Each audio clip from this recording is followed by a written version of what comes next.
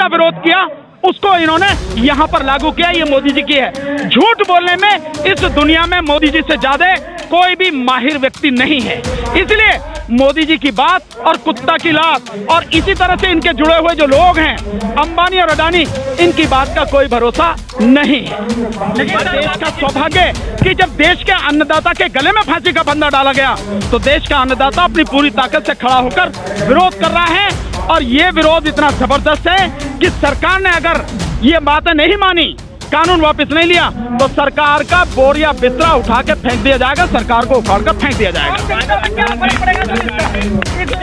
Sir मैं आपको बार बार बता रहा हूं, और बाकी जो RSS है, इनके संगठन ये गुमराह कर रहे हैं। हम तो लोगों को सच बता रहे हैं, और सच क्या बता रहे हैं? कानून बता रहे हैं। ये है कानून, और ये कानून देश को तबाह करने वाला है। मोदी जी और उनके मंत्री कानून पे बात नहीं करते हैं, बाकी सारी बात करते हैं। वो कहते हैं कानून बढ़िया है, ये नहीं बताएंगे कैसे बढ़िया है। वो कहते हैं आमदनी दुगनी हो जाएगी, ये नहीं बताएंगे कि कैसे हो जाएगी। ये सारी चीजें हम लोगों को बता रहे हैं कि कुछ नहीं होने वाला है। सरकार झूठ बोल रही है और देश को तबाह करना चाहती है, और अंबानी और अडानी जैसे जो उद्योगपति हैं उनकी चौखट पर गिरवी रखना चाहती है। जरा सा भी सोचती तो ये कानून ही नहीं आते। ये कानून आ गए, और ये कानून उस समय लाए गए जब आपने पूरा देश बंद कर रखा है, जब आपने पूरा देश लॉकडाउन में रखा हुआ है। उस समय आप पिछले दरवाजे से कानून लेकर आए हैं। आपने किसी से भी चर्चा नहीं करी, न किसी किसान से, न किसी किसान संगठन से, न किसी आपने विपक्ष से, और न ही आपने संसद में भी इस कानून को लाने से पहले, बिल लाने से पहले जो स्टैंडिंग कमेटी है ना उसको भेजा। आपने किसी से भी चर्चा नहीं करी, देश में कहीं भी आपने चर्चा नहीं कराई। तो ये सबको मालूम है कि ये सरकार किसानों के पक्ष में नहीं, किसानों को और किसानों के साथ साथ इस देश को तबाह और बर्बाद करने के लिए तुली हुई है। लेकिन होने का मतलब है हम तो पहले ही जानते थे कि इसका नतीजा क्या होना है, लेकिन क्योंकि हम लोकतांत्रिक परंपरा का सम्मान करते हैं इसलिए उस वार्ता में हम लोग गए थे। हम जानते हैं, हमें मालूम है कि सरकार किस तरह से केवल समय इसको टाल रही है, और सरकार इस मुद्दे को लेकर पूरी तरह से असंवेदनशील है। उसकी संवेदना पूरी तरह से मर चुकी है। जो किसानों की मांग है या जो किसान इस कानून को वापस करने के लिए बात कर रहे हैं, उसको वापस लेने से कम में कोई बात होगी नहीं, और सरकार मानने को तैयार नहीं है, क्योंकि सरकार जो अंबानी और अडानी जैसे जो उद्योगपति हैं उनकी गुलामी में पूरी तरह से डूब चुकी है, इसलिए वो मान नहीं रही है। तो सरकार अपने रुख पे कायम रहे, हमें कोई फर्क नहीं पड़ता। ये कानून जब तक वापस नहीं होंगे, हमारा आंदोलन इसी तरह से लगातार जारी रहेगा। अभी जिस तरीके से 8 की बात हो रही है, कोई भी सफलता नहीं मिल पा रही है किसानों को सरकार की तरफ से, क्या आपको लगता है कि ये सरकार किसानों के हित में कुछ बात कर पाएगी? नहीं, किसानों के हित में अगर ये सरकार होती, या इससे भी आगे मैं कहूं कि अगर किसानों के हित में जरा सा भी सोचती तो ये कानून ही नहीं आते। ये कानून आ गए, और ये कानून उस समय लाए गए जब आपने पूरा देश बंद कर रखा है, जब आपने पूरा देश लॉकडाउन में रखा हुआ है। उस समय आप पिछले दरवाजे से कानून लेकर आए हैं। आपने किसी से भी चर्चा नहीं करी, न किसी किसान से, न किसी किसान संगठन से, न किसी आपने विपक्ष से, और न ही आपने संसद में भी इस कानून को लाने से पहले, बिल लाने से पहले जो स्टैंडिंग कमेटी है ना उसको भेजा। आपने किसी से भी चर्चा नहीं करी, देश में कहीं भी आपने चर्चा नहीं कराई। तो ये सबको मालूम है कि ये सरकार किसानों के पक्ष में नहीं, किसानों को और किसानों के साथ साथ इस देश को तबाह और बर्बाद करने के लिए तुली हुई है। अगर ये सरकार वाकई में किसानों के हक की बात करती या किसानों के विषय में जरा सी भी चिंतित होती तो किसानों से वार्ता करके लाती, किसान संगठनों से वार्ता करके लाती, और भी कुछ नहीं तो बिल लाने से पहले जो संसद की स्टैंडिंग कमेटी है, स्थायी समिति है, जिसको हर बिल भेजा जाता है, उसको भेजती ताकि उस पर व्यापक चर्चा होती और जो कानून बनता वाकई में एक अच्छा कानून बनता। सरकार ने ऐसा नहीं किया। मारू प्रताप जी, आप बार बार अपने हर इशू में, हर बात चर्चा में आप अडानी अंबानी पे गंभीर आरोप लगा रहे हैं, क्या वजह है? नहीं, मैं आरोप कहाँ लगा रहा हूँ? मैं तो ये कह रहा हूँ कि अंबानी और अडानी और लाला रामदेव के जितने उत्पादन हैं, इनका बहिष्कार का कॉल हमारे यहाँ से दिया गया है, किसान संगठनों की तरफ से, किसान आंदोलन की तरफ से। तो मैं सबसे कह रहा हूं भैया इनका बहिष्कार करो। क्यों? क्योंकि ये वो लोग हैं जो सरकार के साथ इस पूरे देश को तबाह और बर्बाद करने के षड्यंत्र में शामिल हैं। सर अगर वो तो व्यापारी है, उन्हें तो अपना माल बेचना है, उन्हें सरकार से लेने क्या है? नहीं, अगर माल बेचना है उनको, उन्हें माल बेचने से कौन मना कर रहा है? लेकिन आप सरकार के साथ षड्यंत्र में शामिल होके जब पूरे सामान पर ही कब्जा करना चाहते हैं, और क्योंकि सरकार ने जो इसेंशियल कमोडिटीज एक्ट है उसमें संशोधन करके जो लिमिट थी उस लिमिट को हटा दिया, तो इनके पास पैसा है पूरे देश का अनाज, जो पूरे देश में जो किसान जो भी चीज उपजाता है, फिर तो सारा का सारा यही कब्जे में ले लेंगे। और ये कब्जे में ले लेंगे तो मन मर्जी से बेचेंगे, जो रेट होगा इनका वो बेचेंगे। जैसे आपको मैं बहुत उदाहरण बताता हूं, आप इससे समझें। आज की तारीख में इसको समझना बहुत जरूरी। आज की तारीख में जो किसान जिस अनाज को उपजाता है, जब तक वो किसान के खेत में है, उसकी कीमत जितनी है, जैसे ही वहां से उठ के वो व्यापारी के गोदाम में पहुंच जाता है, उसकी कीमत 110% बढ़ जाती है, केवल इतनी ही देर में। और इसके अलावा आप पहले सुनिए, आप इसके अलावा जो किसान का जो अन्न है, किसान जो उत्पादन करता है, ये जो फूड से जुड़ी हुई कंपनियां हैं, आपको मालूम है इनका मुनाफा कितना है?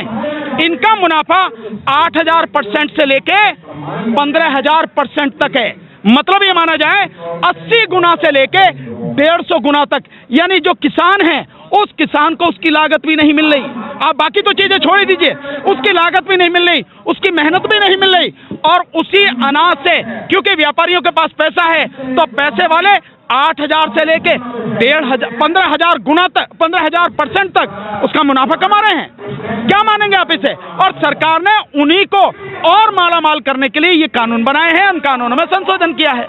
लेकिन अडानी ने पहले भी और अंबानी ने कहा है कि हमारा कोई इरादा नहीं है। ऐसा है जैसे प्रधानमंत्री झूठ बोलते हैं और अंबानी अडानी उन्हीं की मंडली के हैं, तो ये सारे के सारे झूठ बोलने वाले लोग हैं। और हमें इनके झूठ में नहीं फंसना, क्योंकि आप अगर देखें, जिस दिन से मोदी जी इस देश की राजनीति में आए हैं, जो चीज उन्होंने कही उसके विरोध में उन्होंने काम किया। जब मोदी जी 2014 से पहले थे, गुजरात के वो थे मुख्यमंत्री, इन्हीं किसानों का समर्थन करते थे। इन्हीं की सरकार, जो आज ये बीजेपी सरकार है, इन्हीं के एमपी, इन्हीं के सारे लोग संसद में 2011 और 12 की सारी प्रोसीडिंग्स देखो, उन्हीं को जो बात आज हम कह रहे हैं वही बात वो कहते थे। पर उस समय क्योंकि कांग्रेस ला रही थी, तब ये लोग विरोध कर रहे थे। और आज ये खुद लेके आए हैं और बहुत ही विभत्स रूप में लेके आए, बहुत ही खतरनाक रूप में लेके आए। तो आज किसान विरोध कर रहा है, तब ये कह रहे हैं कि भाई हम किसान के फायदे के लिए लेके आए हैं। इस चीज को हमें समझना होगा। और जहां तक रही मोदी जी की बात, मोदी जी का पूरा 7 साल का जो इतिहास है, इसको आप उठा के देखिए। इसमें मोदी जी जिस चीज को कहेंगे कि नहीं करनी, आप समझ लीजिए इसी को करेंगे। और जिस चीज को कहेंगे नहीं ये करनी है, आप मान लीजिए इसे नहीं करेंगे। एक भी उदाहरण ऐसा नहीं है पिछले 7 साल में जो मोदी जी ने कहा हो और उसी को किया हो। जो नहीं कहा उसको किया और जिसका विरोध किया उसको इन्होंने यहां पर लागू किया। ये मोदी जी की है। झूठ बोलने में इस दुनिया में मोदी जी से ज्यादा कोई भी माहिर व्यक्ति नहीं है।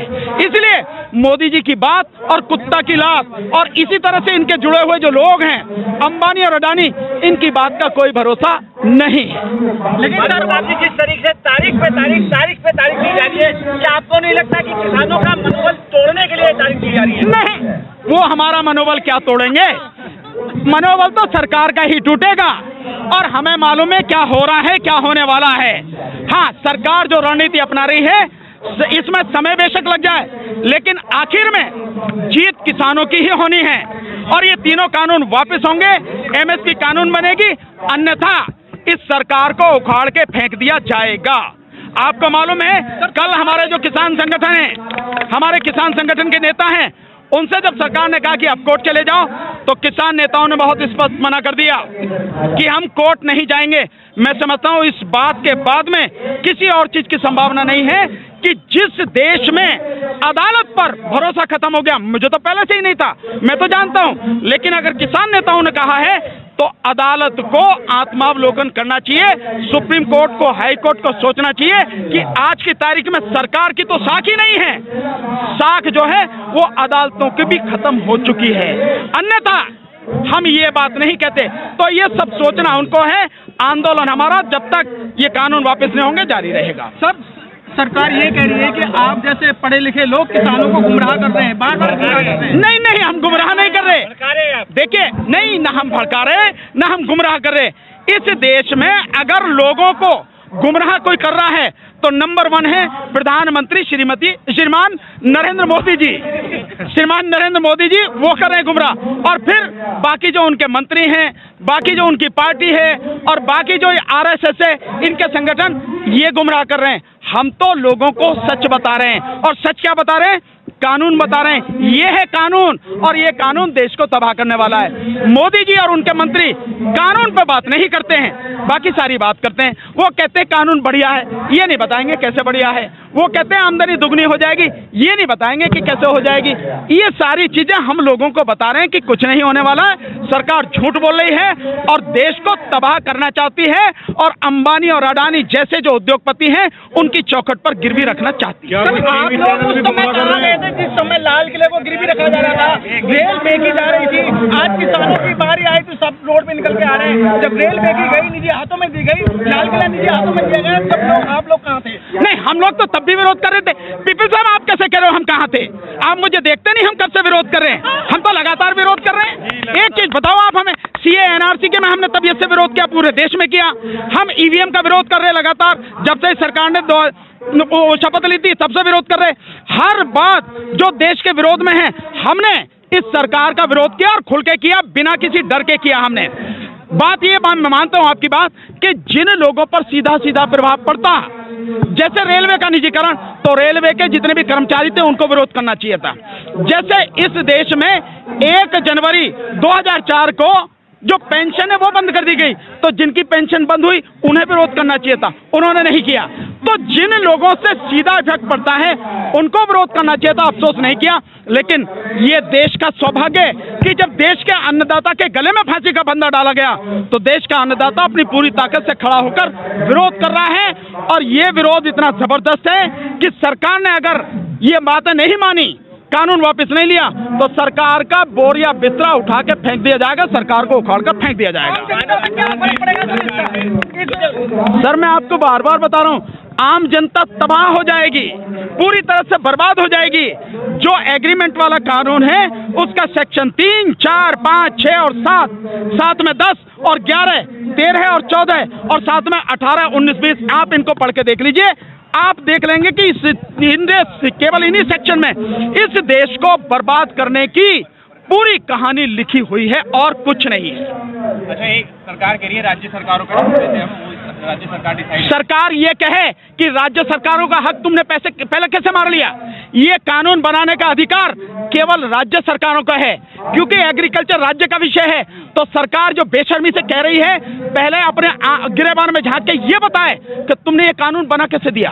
तुमने गैर संवैधानिक काम किया, गैर कानूनी काम किया, तुम्हें कोई अधिकार नहीं था, ये राज्यों का अधिकार था, और तुम इसे कानून बना के कह रहे हो कि राज्य जो जैसे चाहे वो कर लें। राज्यों ने लागू कर दी है, दिल्ली में केजरीवाल ने कर दी है। मैं कह रहा हूँ सब लागू कर, केजरीवाल तो एजेंट है, केजरीवाल तो बीजेपी का एजेंट है, ये मैंने पहले बता दिया। उसने लागू कर दिया और फिर कह रहा मैं किसानों के साथ हूँ। आप समझ रहे हैं कैसी नौटंकी कर रहा?